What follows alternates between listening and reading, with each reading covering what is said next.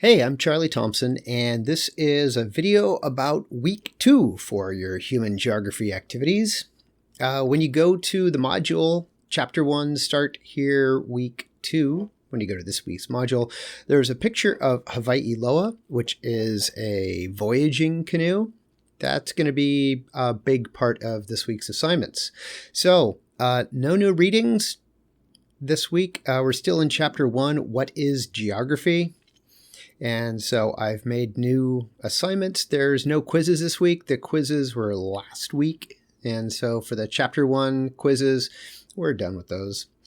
For this week, I wanted to focus on a bunch of stuff for geography, like what is geography? Usually we just do the 1 week and then move on and we start doing it.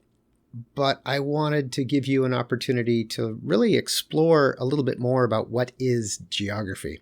So 2 things for that. I've created a master's thesis assignment, a Wayfinders assignment. You've got a discussion this week. So if we click next, we go to the Wayfinders assignment. So you will need to authorize this to your Google account so that you can log in and see the assignment. The assignment itself is going to be a Google Doc. Okay, the Wayfinders assignment. So you'll have a Google Doc, and there's a video posted to Vimeo that you'll watch on Wayfinders. There's a lot of information that I've included. You don't need to read through all of this. However, you may have to go to the websites, do some more research in order to answer these questions if you don't have the background information that you'd need to answer those questions. So you're supposed to watch the video and then answer these questions using your best college level writing. Yeah, I also should probably say something about plagiarism, that unless otherwise cited, I will just assume that everything is coming from the video Wayfinders. If you're pulling in information, you don't need to formally cite it.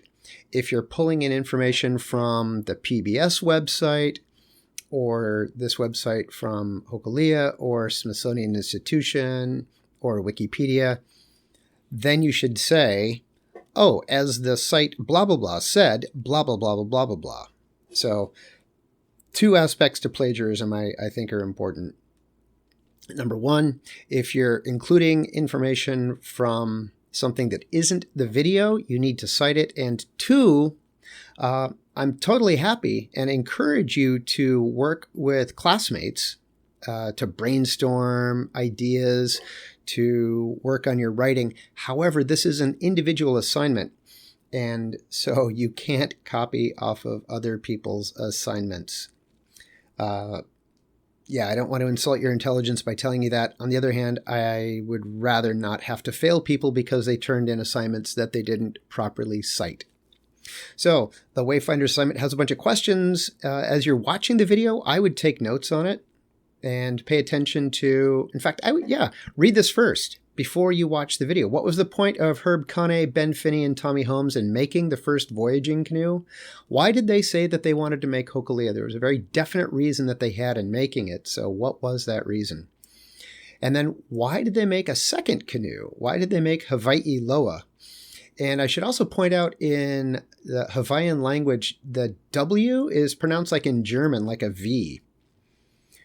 It's not their language, or rather, it's not their alphabet. This alphabet was imposed on them by white invaders. They didn't come up with it on their own, which is one of the reasons that Hawaiian names often look odd. And this little thing right here that looks like an apostrophe, it's called an okaina, and it's a glottal stop. So Hawaii Loa, in fact, that's a misspelling there. Let me fix that. Hawaii Loa. So the islands, the Hawaiian islands, the big island is Hawaii. What was the point of making the second voyaging canoe Hawaii Loa? They made the first one. They had the reasons for making the first one, and then they made a second one. What materials did they use? What did they learn about the ecosystems of Hawaii in their search? Where did the whole materials come from? So this is about why did they make the second canoe, and what did they find out in the process of making it? In the video, they talk about historic theories about the peopling of Polynesia. Captain Cook in the 1700s picked up a man, the navigator Tupaia. So I'm asking you some questions about Tupaia. There were early ideas. Andrew Sharp is one man mentioned in the movie. Thor Heyerdahl is another man mentioned in the movie. And they both had different ideas from each other about how the Polynesians migrated across and settled Polynesia. So I want you to talk about what did Andrew Sharp think, what did Thor Heyerdahl think, and how are those two ideas different? And then in the next question is, how are these two ideas different from modern ideas of how Polynesia was settled? And what is the importance of lapidaware pottery? I've included a link to the Wikipedia article on the Lapita culture and the pottery for some more background. You might need to do more. You might need to do, yeah. How do physical objects act to keep cultural traditions? This one's kind of fuzzy. Like there's no point in which anybody in the video comes out and explicitly says, and this is how physical objects act to keep cultural traditions. They talk about physical objects, they talk about culture, they talk about the importance of the canoes. So when they talk about the importance of the canoe in the culture, you have to remember that that canoe is a physical object. And in the video, they talk about the last time one of these voyaging canoes was made in Hawaii. So this is more along the lines of thinking about how physical objects act to keep cultural traditions in the context of the voyaging canoes. Later on in the video, they give a lot of historic background. For example, they talk about Eddie Aiku. You can also probably look up Eddie Aiku. The Quicksilver Invitational Surfing Tournament in Hawaii is the Eddie Aiku Invitational, named in honor of Eddie Aiku, who tragically died. They talk about that. You might want to just Google Eddie Aiku and see how he died. There's a, not to be disrespectful to Eddie Aiku, there's a Drunk History episode on Eddie Aiku that's pretty good. So in the video, there is a disagreement at one point between Nainoa Thompson. Nainoa is the skipper of Hawaii Loa, or Hokulea, and this other guy named Papa Tom, and they have different ideas regarding the best way to be safe. So I want you to talk about what Papa Tom thinks they should do to be safe, what Nainoa thinks they should do to be safe, and I want you to bring in how does all of that relate to Eddie Aiku. In the video, they also talk about what the techniques are, some of the techniques used in modern traditional Polynesian long-distance navigation. So I want you to explain some of those techniques to me. List, explain, be specific, include details. What is expanded landfall? That's part of these navigation techniques. They discuss it briefly. In the video, one of my favorite parts, and I'm making this video so that you'll know what my favorite parts are. As far as I'm concerned, these assignments, they shouldn't be a surprise. You should know exactly which parts are important to me, exactly what I'm looking for. So in the video, I don't know, 2/3 of the way through or so, Nainoa surprises his navigators. They are surprised. You will notice this. They're in a huge room, and Nainoa says what he says, tells them what he's going to do, and they kind of go, wait, what? So what was the surprise, and what was the point of the surprise? Why did he do that? Detailed question.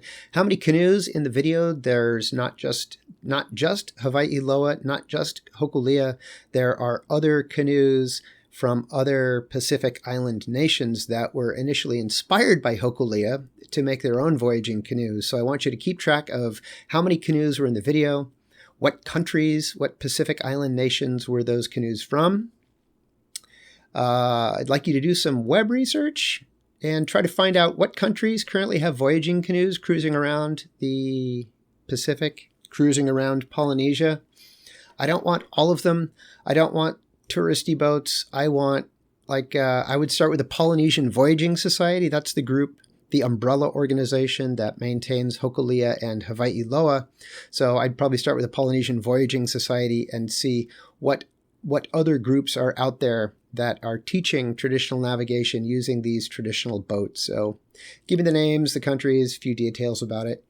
And then finally, I want you to relate the themes of the video. So you have to identify what are the main themes of the video. In fact, what are the main geographic themes of the video? That's not supposed to be all caps. What are the main geographic themes of the video? How do these themes relate to geography? Which important themes or fields of geography relate to the topics addressed in this video? So what I want you to do is tell me, what about this video that you watched? What about it is geography? How is that geography? How does that relate to geography? And to answer those questions, you're probably going to want to read through, if I go back, probably want to read through the Wikipedia article on human geography, on cultural geography, maybe the Wikipedia article on geography. The human geography has a nice list of themes. That'll be important when you get to the master's thesis assignment. So the master's thesis assignment, I've never done this before. I hope it works out well. I'm a little anxious about it because I don't know what your experience is going to be, but I'm pretty happy with it. So here's the idea. I think most Americans, most people don't really have a good idea what geography is about. And you're way ahead of the game at this point. But I want you to do more research into what is geography, what do geographers do. So I want you to read these articles on Wikipedia on geography. There's one on just geography, one on human geography, one on cultural geography, one on physical geography. You know, they're a couple pages long, usual Wikipedia articles. I want you to read them through and then come up with, on your own, a good definition for what is geography, what is physical geography, and what is human geography. I would suggest coming up with an explanation that would be good for an elementary school kid. So if you can come up with a definition that you could use to explain it to a kid, that'll be perfect. Let's say 6th grader. You could even use 5th grader if you want, but I want a definition that covers everything. It doesn't need to be written using academic language. That's why I said if you can explain it to a 6th grader, you're golden. So I want a definition that a 6th grader would understand that covers everything in sufficient detail of what is geography, what is physical geography, what is human geography. And then you're just going to type your answer in the on the paper itself, like that. Should be down there. I don't know what that is. So I'll just get rid of that. Start typing your answer here. Second question, how does cultural geography relate to human geography? They're different. So I want to know, read those pages. Briefly, again, pretend I'm a 6th grader. How are they similar? How are they different? You'll just type your answer in there. Which of the 10 fields of human geography do you find most interesting? What about it do you find interesting? When I say what about it do you find, that's a clue that I'm asking you to provide details, specific elements from the articles. What information did you find most interesting or surprising? Provide details. And then I found some online master's thesis. So after you graduate with a bachelor's, if you go on to graduate school, typically you have to take a bunch of classes, so many units, and then you write like a baby book. And at the master's level, it's smaller and more general than a PhD dissertation. And a PhD dissertation it's a book. It's a full-on book. It's a very specific book talking about a very, very, very, very, very narrow range of geography. The master's thesis, while they might be more specific than just like cultural geography, they're more detailed, more specific into just one area of geography. But what I'd like you to do is go to, like here, I found San Francisco State University. They've got their master's thesis online. UC Santa Barbara, University of Connecticut, University of, I don't know who that is. Who's next? UCLA. I think that last one is UCLA. UCLA and one of these other ones has like 1,000. So I'm not intending for you to read all of those theses, but here's what I'd like you to do. Look through all 7 of those and then pick 2. Pick 2 collections, and I want to know how many theses each collection had. And then I want you to, again, using 2 different collections, because if you just pick one, that school might have really specific areas of interest. They might be the world's leader in studying one particular type of soil. So if you looked at their theses, you'd come away from it and thinking, well, shoot, everybody in geography is just all about the mollisols. And that might not be true. So I'd like you to look at 2 different institutions, how many total each one had. And then I want you to look at 25 theses from one school and 25 from another school. And just divide those up into physical geography and human geography. The title should give it away. You might have to look up some words because they get very technical and detail-oriented. But you should be able to tell from the title if it belongs in physical geography or human geography. This again would be a good place to start with just the geography chapter or the geography article on Wikipedia. So I'd like you to look through 50 of them and just divide them into human and physical and let me know how many of each in both. How many years? I'm just kind of curious. Has the ratio changed over time? So just take a look at like the early years of the collection, the later years of the collection. In Steve Graves' textbook, he talks about phases of geography, like fads and trends that have gone through geography, like the quantitative revolution of the 1960s, when everybody in geography decided that they were just going to get into computers and make up everything they were going to study had to be converted into numbers, and then we're going to feed the numbers into a computer. So over time, are you able to tell if there's a difference in the ratio of physical to human from the beginning to the end of those 2 collections that you've looked at? And then I'd like you to do some more detailed analysis. I want you to pick 10 theses total, 5 from one collection, 5 from another collection. Use the schemes found in the human geography and physical geography Wikipedia pages to identify which subfield they're in. So I would probably do all human because that's what this class is about. I would pick all human geography. I gave you blanks for those 10 theses. For each of them, I want to know the title, the author, the date, and identify which subfield. So tell me, and I want a brief summary. A brief summary. What was it about? And for those 10 theses, and of all the theses you found, which did you find most interesting? What specifically? Again, if I'm asking for specifics, you need to provide details.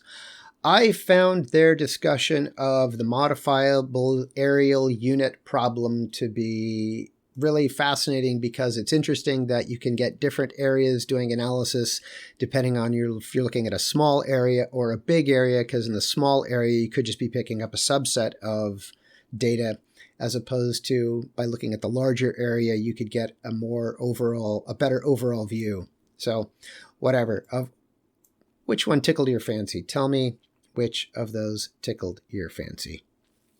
You also have a discussion post, but that's it for this week's assignments. I also wanted to go back and talk about some of the comments that you'd made in the discussion post, which I appreciated. So here's the definition of geography: the study of the interaction of physical and human phenomenon at places and how interactions among places form patterns in organized space. That clearly is incomprehensible to a 6th grader. In fact, I'm having problems with wrapping my head around it. So you're going to come up with your own definition of what is geography. And the next thing I wanted to talk about is this. So, this is the 2000 election. And geography is a holistic discipline. And what that means is we don't just look at one particular detail, but we look at the details of everything and try to understand how different parts of whatever we're looking at relate to the rest of the parts to create the system that we're looking at. So we look at, if we were looking at clocks, a holistic view wouldn't look at each gear individually because the clock itself is an emergent property of the parts and the way they're put together. So you really need to understand what each part does and how each part in the clock relates to all the other parts of the clock, how the whole thing works together. That's one of the strengths of geography, is this holistic approach to geography. So this is the 2000 election. It looks almost exactly the same as the 2004, 2008, 2012. So some geographer looked at this and said, hey, this pattern, and let me pick up the pointer, this pattern right here, I know what's going on there. These people, blue, voting more democratically, red, voting more Republican. I know what's going on there. And it goes back to cotton production. So here we've got cotton production in 1860. This, I think, is obvious. Along the Mississippi, you'd have good access to transportation. So also on the banks of the Mississippi, there would be excellent soil. So this pattern of cotton production, I think, totally makes sense. But it's this arc of cotton production because another geographer looked at this and said, hey, wait a minute. I know what's going on there. That's not just cotton production in 1860. And if we're looking at cotton production in 1860, what we're looking at is the distribution of slaves. Cotton production at the time in 1860 would have been done by enslaved African Americans who were stolen from Africa, brought to the United States, and were sitting on land that we stole from the Native Americans. So we stole people from one country, brought them to another country, killed the people that were living there, and took over their land. But back to this, the roots of slavery and how it relates to modern politics. You got to look at cotton production in 1860. But again, that cotton production is a function of access to markets, and it's also a function of, well, here we can lay them both together. This is a mashup in which two different layers from two different maps are combined to provide new insight. Like here we've got the Mississippi with cotton production, and here we've got this other area that's heavily Democratic, and it aligns very nicely with cotton production. I would love to know what's going on here because there was lots and lots of cotton production, but that is solidly red. I would assume gerrymandering and voting suppression are the reason that nobody in these regions, it's not even light blue, it's just as dark as the darkest red. So back to this region. This is a region that somebody looked at and said, oh yeah, I know what that is.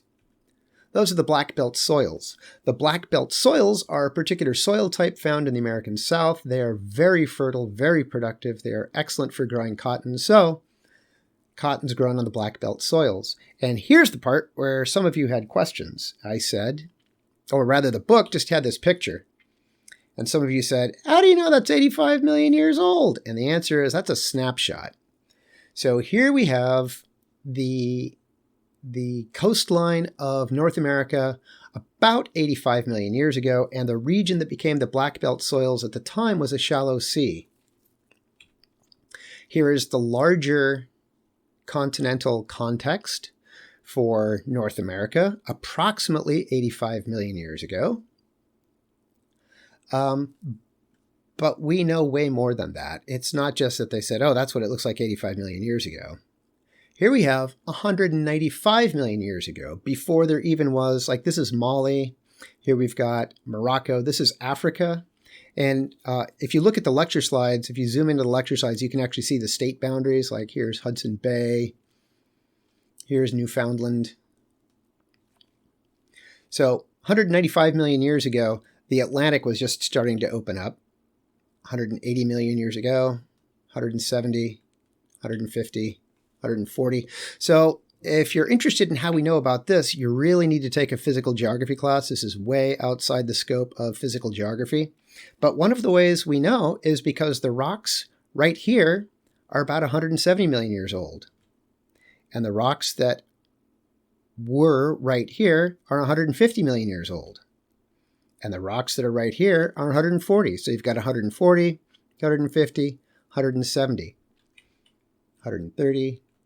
The Atlantic just keeps getting bigger. We know the current rate of plate movement. We know the directions of the plates. So sometimes it's relatively easy to just run it backwards and say, well, if this plate is moving that direction at this speed, then we can run it backwards. 115. So yeah, this was an inland sea. There are huge, huge, huge fish fossils that you can find, for example, in Nebraska as a result of this shallow inland sea. You can see there's no California. There was a trench with subduction, so there would have been active volcanoes going on. 100 million years ago, 85 million years ago, there you go. So here you've got the shallow inland sea. So we know that geologically. We can look at the age of the rocks. We can look at the depositional environment of the rocks. So if it's a shallow sea, you'll probably have lots of limestone, which dissolves in deep cold water because of the high acidity, because of the high concentration of carbon dioxide. 85 million, 75, 65, 60, 50, 40 million, 25, 15 million. So North America looking, pretty similar to today's shape. Florida's underwater.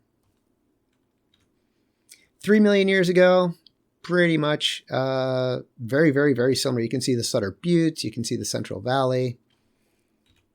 Last glacial maximum, about 12,600 years ago. And then you've got the present. So the answer to your question is, it's a great question. You should really take a physical geography class, and we could get into, or a historic geology class would be the best class to take to discuss the production of the black belt soils in the context of the assemblage of North America. So I think that's it for this week. I wish you good luck. If you have any questions on anything, please come to one of the Zoom sessions, drop me an email, text me, call me, do whatever you need to do to get my attention, and we'll get your academic needs met. That's it. I hope you have a good week. Hey, it's Charlie Thompson again, and I wanted to share with you the lecture slides that I show in class before we watch the video, Wayfinders of the Pacific. So in the video, they show a lot of Maori people. Maori are the indigenous people in New Zealand. They've been there for, I think, about 500 years or so. I think humans showed up in New Zealand, one of the most recently colonized places on Earth. I think humans showed up in New Zealand around 1500 Common Era, so about 500 years ago. And I wanted to share this, looks like a postcard. I'm not actually sure what the original document was, but on a person's face, the full Maori tattooing, each part of the face represented something different. So when you looked at a Maori, if you were Maori, you would know their genealogy, you'd know who their parents were, you'd know what their tribe or clan was, you'd know their social status, you'd know their life's history. It's like their resume on their face. So they're not just decorative, they're deeply meaningful. Another Hongi, a chief of a small northern tribe, visited England in 1820. Some more recent Maori. Modern Maori. This guy was a member of parliament, so he was an elected official. And there's also another woman now who's an elected official in New Zealand who is Maori, who has traditional facial tattoos. So a couple years ago, I was on the island of Kauai. This is Hanalei Bay. And somebody I overheard at a taco place, the guy said, hey, Hokulea is actually at the pier. And I said, what? I said, yeah, it's making a tour of the island. So I hustled on down to the pier to take a look at the voyaging canoe, Hokulea. So there was the canoe from the pier. There was the front of the canoe showing the wreaths that they've placed honoring the canoe. The back, so this one is Hokulea. They've got solar panels on it. This is the captain, and you can see that the ship is actually held together by lashings. It's actually tied together using nylon cord. And this guy was responsible for overseeing, every so often they got to take all the old cord off and tie it together with new cord, and he was responsible for overseeing this. This woman is Kailuni Murphy, and she is one of the navigators. So if you imagine on a road trip, his job is to take care of Hokulea take care of the physical aspects of the canoe, the voyaging canoe, make sure it's okay. Her job is to tell them where to go, which way to steer. Steer that way, steer this way. They have a couple navigators on board. There's a view of the front of the canoe again. I walked all the way to the front. This is me all the way at the front of the deck looking back at the back of the canoe. And it was tiny. It's like 61 feet long. But I gotta say, standing on the deck and imagining being at sea. So that deck, if you were at sea, would have been incredibly tiny. Like nothing you can see in any direction but blue water and monstrous waves. And it's just this little tiny boat. That really amazing. Another view looking towards the stern, the back of the boat. These are the sleeping quarters. The sleeping quarters are actually in the hull. So these are like shades on them. They pulled one open. So there's a foam mattress. You can see it's lashed, but you actually sleep inside the hull as the ship is moving. There's the captain again. This is Mao's seat. Mao Piailug is a man from Satawal, and he grew up using traditional navigation. His grandfather taught him how to do this, and you'll see in the video he shows up and teaches the crew how to steer the ship based on the stars and the waves. So this was Mao's seat. That's where he liked to sit when the canoe was underway and he was navigating. Another view of the stern of the vessel. So in the notes, I found some newspaper articles that have information on what the different parts of the sail, like what the sails are, what the deck is, how big it is. Thought you might enjoy looking through those. This canoe's logged more than 150,000 miles on 11 long-distance voyages, including at least one circumnavigation where they sailed all the way around the world. Sleeping compartments in the hull. You saw pictures of that. And it's interesting. These are traditional crab claw sails. Traditional crab, the shape, they're called crab claw sails. And if you've ever been to the big island of Hawaii, there's the island of, or the city of refuge. So in traditional Hawaiian society, they had a lot of rules. And the penalty for breaking a lot of the rules was just death. Unless you could escape, run away from everybody, and make it to the free place, the island, the city of refuge. And when I was visiting the city of refuge, I saw this guy. This is Tava, and Tava's mentioned in the video. He's in the video on the ship. One of the female navigators makes reference to Tava, who was brought up in the old ways and will eat any part of the fish raw or cooked. His job is to look after the ki'is, the tiki. Yeah, there's this interesting linguistic shift that in Tahiti, the words the letters are often T's, and as the language changed and became Hawaiian, the T's became K's. So these are ki'is in Hawaiian and they're tikis in Tahitian. So again, here's Tava with some of these carvings that he's responsible for. He was also responsible for all of the canoes that they had at the City of Refuge. You can see a better shot of one of the carved ki'is. He's got traditional tattoos, and he was trying to explain to me, he was getting a new tattoo that was based on a traditional, like, boomerang throwing weapon. The story involved ants. I got very confused. And he explained to me that if you were the navigator, and you were getting onto the canoe, you didn't have to swim out to the canoe, that you were actually carried out. So the navigator would sit on this little chair made of human arms. The navigators were so respected that they were actually literally carried out to the canoe using this armchair method. So that's it for the pre-slides, the pre-video slides about the Wayfinders video. Hopefully some of that is interesting to you and gives you a little more insight into what's going on in the film.